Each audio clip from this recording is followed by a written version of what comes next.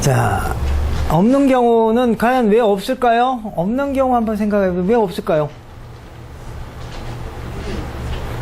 눈이 높아서?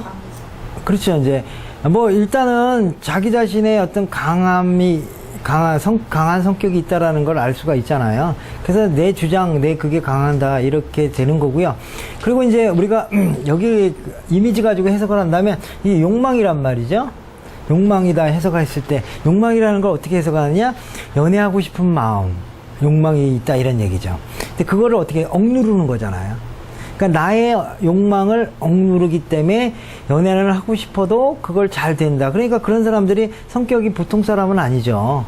보통 뭐 연애를 하고 싶은데 욕망을 못 누르는 경우가 많은데 이런 사람은 연애하고 싶은데 그걸 욕망을 억누르고 내가 뭔가 이제 이렇게 새로운 쪽으로 이제 뭐 취미생활이라든가 아니면 일적이라든가 뭐 이런 쪽으로 이제 계속 하는 거죠. 그런 측면에서 욕망을 억누르기 때문이다 이렇게도 해석하고 또 한편으로 또 이제 심리적으로 해석을 하면 어떻게도 해석을 하냐면요. 이게 사자잖아요. 사자인데 사자가 애인이었다 이렇게 해석을 할 수가 있잖아요. 옛날 애인이 어떻다 사자같이 했는데 그 사람을 맨날 어떻게 이렇게 쓰다듬어주고 뭐 이러려니까 되게 스트레스 많이 받았을 거 아니에요. 그러니까 그 스트레스 많이 받는 것을 어떻게 한다 지금은 받기 싫다 이렇게 돼서 그러면 아이 만나지 말자 이렇게 했을 수 있다 이런 얘기입니다. 그러니까 여기에는 보이지 않는 스트레스라고 하는 측면이 굉장히 강한데 그게 자기 자신의 욕망일 수도 있고 사자를 또 이 사자를 예전에 옛 애인이었을 수도 있고 옛 애인을 좀 이렇게 하는데 자기 맘대로 하긴 했지만 굉장히 힘들고 불안했기 때문에 계속 그런 스트레스 받기 싫어서 그래서 내가 애인을 안 사겠다 이렇게 해석할 수가 있는 겁니다. 하지만 만약에 이 사람이 연애를 했다 하면 잘 생길까요? 안 생길까요? 일단은 생길 수 있는 요소는 많다. 그렇죠? 일단은 아름답고 향기가 있고 그런 부분인데 그리고 또 그랬을 때 또 와서 그 남자가 왔을 때 어떻게 또 잘 대해줄 거고 이러니까 심카드가 나왔을 때는 이 연애는 잘 된다 이런 얘기죠. 그러니까 또 그런데다가 뭐냐면 조금 이제 그 스트레스를 좀 받기는 해도 상대방을 컨트롤을 잘 하니까 그래도 뭐 어느 정도 연애는 아주 뭐 진행이 잘 될 거다 이렇게 보시면 돼요. 그래서 다만 이제 시작을 어떻게 할 거냐 이런 부분이 좀 어려운 부분이고 그리고 이제 심리적으로 그런 거를 또 이해를 하면 이제 상담을 해봐야죠. 연애를 과연 진짜로 하고 싶은지 안 하고 싶은지. 왜냐하면 이렇게 좀 과거의 남자에 대한 그런 기억들이 안 좋다 그러면 연애를 내가 한다고 하면서도 막상 소개를 시켜주면 나 좀 나중에 이렇게 할 수가 있어요.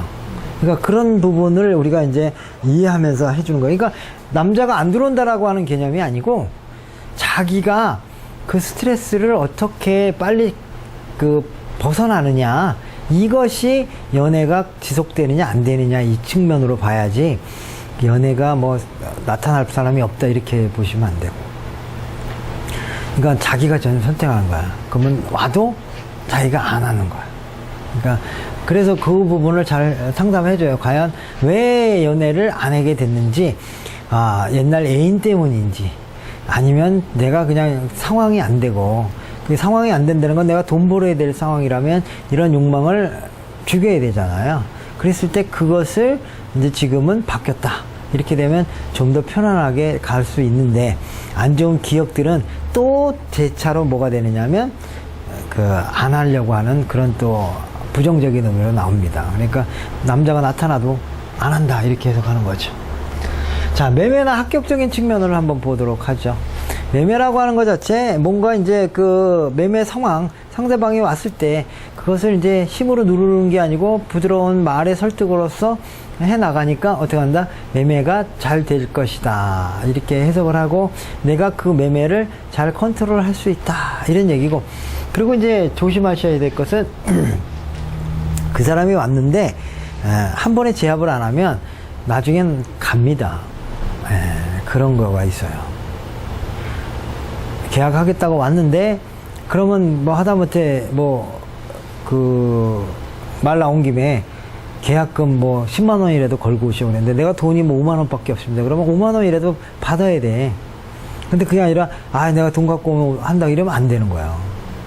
그러니까 바로 왔을 때 결정을 보는 거지. 비록 5만 원이라도 계약금을 이렇게 해놓는 거하고 다시 올게요. 그러고 마음은 드는데 뭐 다음에 이러잖아. 그러면 5만 원 아니라도 안 걸고 가잖아요. 그럼 안 와요. 이런 게 그런 품모양이 여기에 숨겨져 있어요. 그러니까 내가 제압을 할 수 있을 때 제압을 해야지. 그 기회를 놓치면 오히려 제압이 안 된다. 이렇게 해석을 하시면 좋다 이런 얘기입니다. 그러니까 어쨌거나 계약은 되죠. 내가 누르니까 계약은 됩니다. 그리고 이제 합격적인 측면으로 보면 어떨까요? 합격이 잘 되나요? 안 되나요?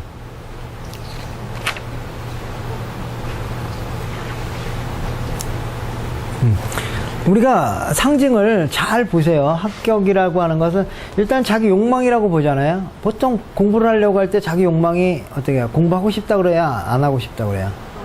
안 하고 싶다는데 그걸 눌렀잖아요. 공부가 됩니까 안 됩니까?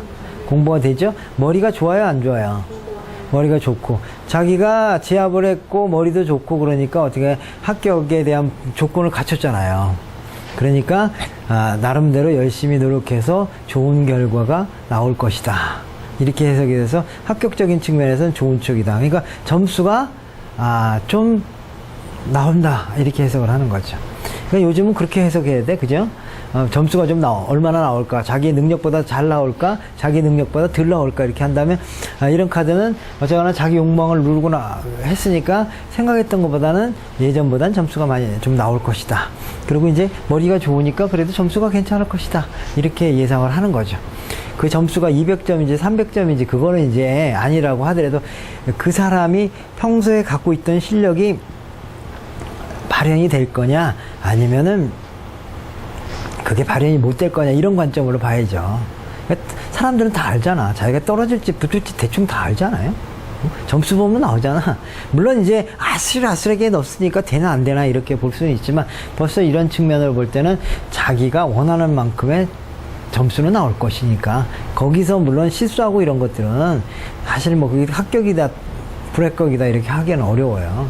그리고 이제 또 다 하나씩 봐야 되잖아. 여기가 좋을까, 여기가 좋을까, 여기가 좋을까, 이렇게 보면 또 이제 다른 얘기인데, 그러나 일단은 합격적인 측면으로 봤을 때 공부에 대한 부분에 자기의 효과는 올 것이다. 이렇게 이제 해석하면 됩니다. 자, 다음은 이제 이제 은둔자의 카드라고 하는 거죠. 햄메트, 은둔자의 카드, 이런 카드인데, 과연 이 카드가 나왔을 때 우리는 어떻게 해석을 해야 될까 이제 봐야 되는데, 이제 여기서도 보시면 아시겠지만, 이게 수염이 있고, 이제 옷이라고 하는 것이 이렇게 검은 건데, 수행자의 옷이잖아요. 수행자의 옷. 나 자신을 겸손하게 숨기고 수행을 하겠다라고 하는 측면에서 수행자의 옷이에요. 그렇기 때문에 그런데 이 사람이 어떤 사람이냐면 수염을 기르고 있다 이런 얘기죠. 수염을 기르고 있다라고 하는 측면에서 자 연륜과 지혜가 풍부한 사람이다 이렇게 해석을 하는 거죠. 그리고 이제 이 등불이라고 하는 것은 이제 지혜의 등불이다라고 얘기를 하는 거죠. 사람들에게 이제 등불이라고 하는 것은 사람들에게 지혜도 되고 또 이제 깨달음을 알려고 하는 그런 요소도 되는 거고. 그런데 그걸 들고 있어요. 그러면서 여기 이제 마찬가지로 뭐냐면 그 지팡이를 들고 있다라고 하는 것은 이 사람이 뭐 목자가 됐든 뭔가를 지도하고 다른 사람들을 이렇게 바깥으로 나가지 않는 그런 것을 해주는 역할이다 이렇게 보는 거고. 그래서 이 사람이 굉장히 나름대로 노력 결론을 하니까 머리도 좋고 여러 가지 이제 그 수행도 했고, 그리고 여기가 이제 설산이란 말이에요. 눈이 내린 설산 위에 그쪽에 있으니까 환경적인 측면으로 보면 어때요? 좋아요, 나빠요? 나쁘죠. 아무래도 어렵고 힘들다 이런 얘기죠. 물론 이제 그 수행하는 사람의 입장에서는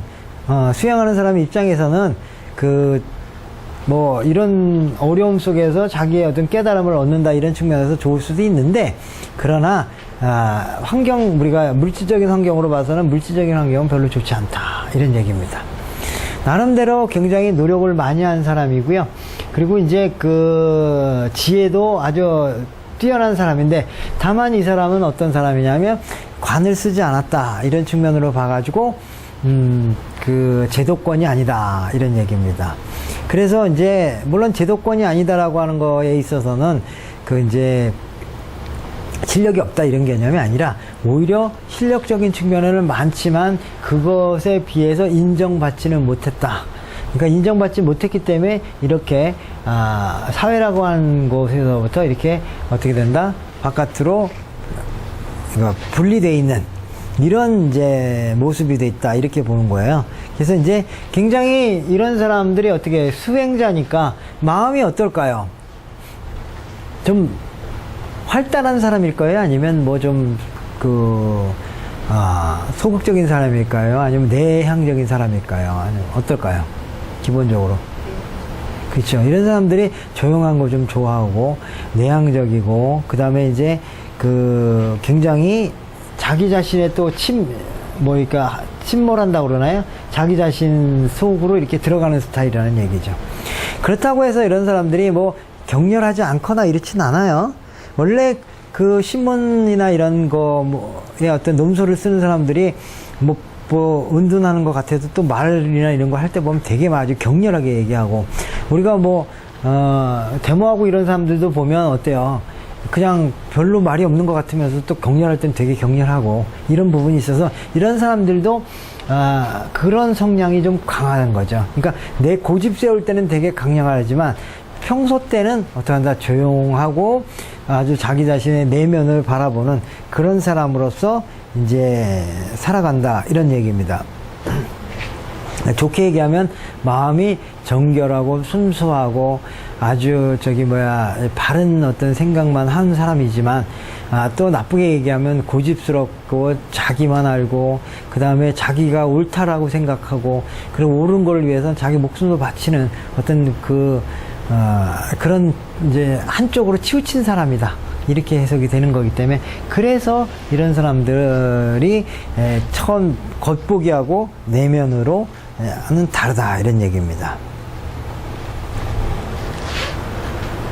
그래서 인물적인 성향은 이제 내향적이고 비활동적이고, 그 다음에 자기 생각에 빠져 있기만 한다 이런 얘기도 나오는 거고, 배경적인 측면으로 본다면 어떻게 설산에 있고 혼자 외로이 있다라고 하는 측면으로 봤을 때 뭐가 되느냐면